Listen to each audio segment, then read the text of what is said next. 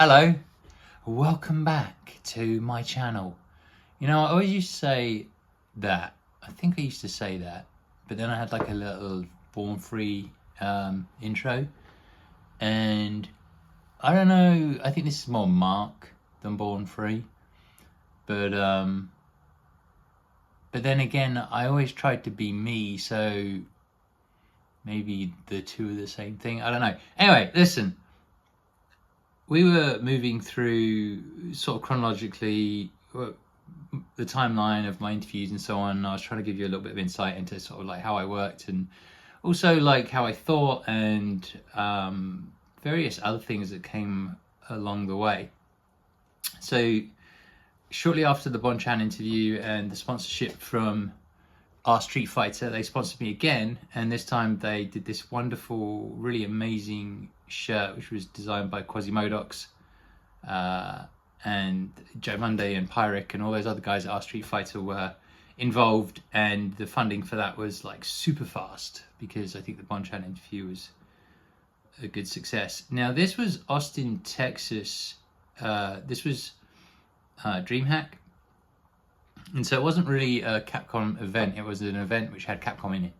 It was in a big, what do you call it, center, the Austin Convention Center. And most of the setups were various other games that, I wasn't really that interested in. But it was an interesting experience, and there was a Street Fighter section, and for whatever reason, I think I maybe either decided to focus on American players this time around, or they were the only ones there. I can't remember. I can't remember the level of the tournament, but I think Punk won it, but I can't remember. But it was really fun because all of these people were really interesting to speak to, and it was it was a really interesting time where BornFree started to become a thing, like me, or the character or whatever, that persona, BornFree was starting to be recognized. The sponsorship really helped. The Bon Chan interview really helped. And then later on, and I'll talk about this later, but there's a video from Gerald that really helped. But that was interesting how that unfolded and everything and what have you. But I started to get sort of like recognized and recognition, and people would come up to me and which was good because I'm actually socially inept, right? So if you put me in a group setting with people, I'm terrible. But if they know who I am and they approach me, I love it because like I'm scared to death of approaching other people, or I was, or probably still am, to be honest. So people would come up to me and say, yo, I watched your interview and this and that and the other and blah, blah, blah. But then there was, like, as this started happening, there was also kind of like there's this side effect of what people want from you.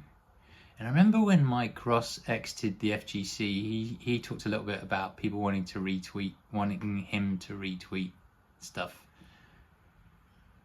And that becoming like problematic, and I'll probably do a whole other video about when people have approached me to retweet their stuff, which in those days was a very sort of grey and weird sort of thing where it felt like this shouldn't be a big deal, whereas these days, people are charging lots of money to do it. But also, like if you retweet something, it's your brand. So what are you asking me to retweet? Anyway, that'll be another video. It's quite interesting actually, because somebody asked me to retweet something pretty shit and was a bit of a psychopath about it as well. So, you live and learn. But I definitely had people coming up to me saying, listen, I think you should be interviewing me. And, sometimes those people were people that I wanted to interview. It's just that I'm one man. I am a one-man band. I've said this so many times. I do the camera work with a camera, which, by the way, stops every 10 minutes because it's a DSLR. So I do the camera work. I do the lighting. I do the audio. I have to make sure all of these things are working whilst I'm hosting and trying to pay attention to these people. I do all the editing myself. You know, I do all the marketing online for it, which I did a lot of because I came from that background. I do the liaising and the scheduling and all that stuff, right? So I had a lot going on. So I can only do so many interviews at once. And the other thing is, like, I would prepare for certain people knowing that they would be at the event, because so I'd have a set of questions that I could, if I just managed to grab someone who I didn't expect to be there and they had time, I would have a more generalized set of questions and some improvised questions, right? But some of the better interviews for me personally were where I would have a plan for that person. So maybe I would go to this event thinking I'm going to interview Brian F, or I'm not saying that I did at this event, I can't remember, but I might be thinking, right, I've got Justin Wong lined up, let's talk about X, Y, and Z. And so when you're planning for people, it's different. But you can't plan for Evo, right? Where there's thousands of players and maybe there's hundreds of players that are really well known, and you know, you can't plan for it. And so people would come up to me and say, well, why don't you interview me? And my answer would often be, well, I am sort of planning to, but you know, in my head there's a queue. And this sounds terrible because, by the way, don't get me wrong, I had people turning me down as well.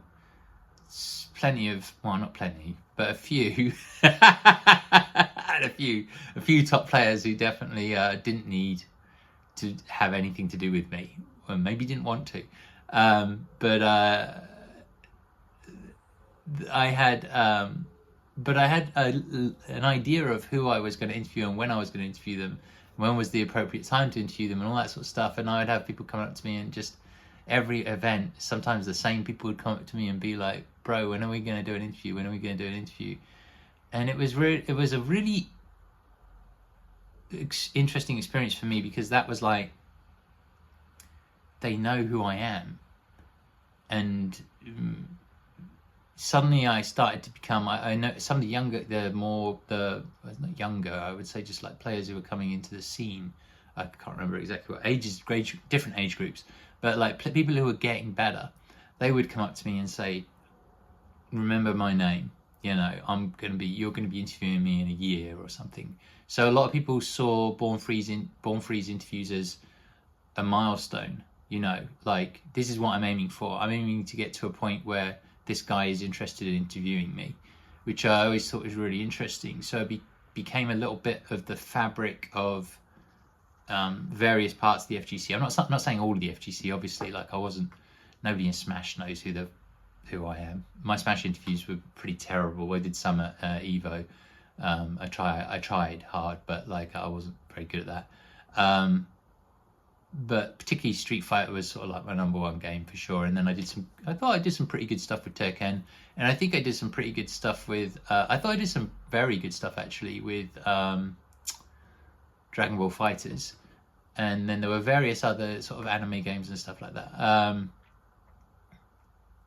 But yeah, so I had people approaching me who wanted to be interviewed, but then I had like people sort of from different backgrounds. So I had different types of people, you know, they weren't just like, I had people coming up to me and saying, interview me now. Like just people I didn't know and nobody knew, who said, look, BornFree, I think it would be like pitching it to me, like, BornFree, I think it would be a really good idea if you interviewed like the average player, you know, just the man off the street or whatever. Like, and I was like, yeah, I mean, these are all cool ideas, that there's nothing wrong with that. Like, but that's not what I'm doing right now. Maybe that will happen, but sorry, no. And then I would have players who are really well known actually, and probably, you know, I would have liked to have interviewed, but it was still, sorry, not right now. I got to go and interview Justin Wong or Brian F or whatever. This is what we've got planned. This is what I have planned. And other people who would be more subtle about it and say things like, well, you know, so-and-so, and they'd bring up some big name, somebody like, maybe even like when I joined UYU, they would bring up the names of the people who ran the team. You know, these people, they said that, you know, if I should be interviewed by anyone, I should be interviewed by you, as if it was a gift to me. And again, those people may well have been people that I wanted to interview at some point, but I just couldn't do it all. It became like a busy period where it just wasn't possible for me to be able to do everybody at the same time. And so there was a cue in my head. There was rhyme and reason for it, and there was a time and place for interviews. And basically, most of the time, I think I pretty much dictated that. Evo, which we'll get onto later, was a little different. It was a paid gig, and so it was like, let's make sure you try and cover as many games as possible and stuff like that. So it was a little different, but I still had the freedom to pick who I wanted to pick, you know, and approach and talk to and all that stuff. So when I was doing Smash, I think the first things I did was try to find out, who do you think I should interview? I had friends who were in that scene. As for these interviews, just really quickly, Justin Wong is, you know, once he lets his guard down, because he, you know, I think he went through a period where he was sort of liked, respected, and then sometimes disrespected, and, you know, just the older days. And then there became a point where I think everyone just embraced him as this legendary player. And then his personal life changed, like, you know, through the years. I think he was in the Ark. Do you remember that? The Ark. Does anyone remember watching streams from the Ark? I fucking loved that shit. But that had Yipes in it and all sorts. That was way back. But a lot of incredible players came from there. The Ark, man. I'm sure there must be videos about the Ark. Anyway, Justin was a joy to interview, and he, as time went by, the more I interviewed him, the more friendly he was, and the more he would start asking me questions about content, and I realized he was coming for the content. And I just thought, this guy already knows, like, he already came for all the fight. He already came, you know, as at one point as the best player in America at fighting games, basically. And I just thought, this guy's coming for all the content. And what do you know? That's exactly what he's doing. And good luck to him, because he's a really nice guy. Brian F was the first streamer I interviewed. He was, at that time, I would say he was this was just on the cusp of him being like a streamer and then moving into becoming more known as like as a threat, as a player. But he was, in my mind at that time, my questions I think were more focused on him being a streamer. And it was really, I think, really interesting, and it was lovely to be able to talk to somebody who just, you know, streamers at the end of the day are going to talk about what they want to talk about. They know how to talk, and so you will ask them questions, but then they'll just do their thing. And so it's actually quite very easy to interview streamers, particularly somebody as interesting and intelligent as Brian F.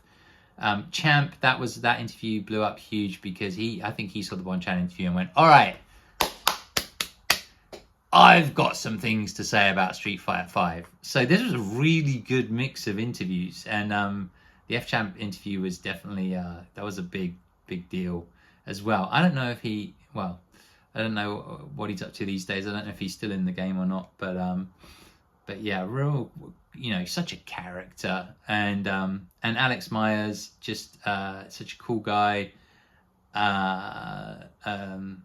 Wasn't Myers like a favorite of, I think he originally got sponsored by Arcappa. I swear he did. Anyway, yeah, super nice guy. Again, really interesting to talk to. And so I think this was my collection of interviews. It wasn't a huge amount, but it was enough. I thought I delivered enough. And then of course, yeah, we had the t-shirts and the branding, like I said. So anyway, looking at the timer, I should probably call it at that. Gone way over the 10-minute mark, which means 10 minutes gets like a nice amount of views. I don't know if I'm getting, I gotta stop. I'll see you later.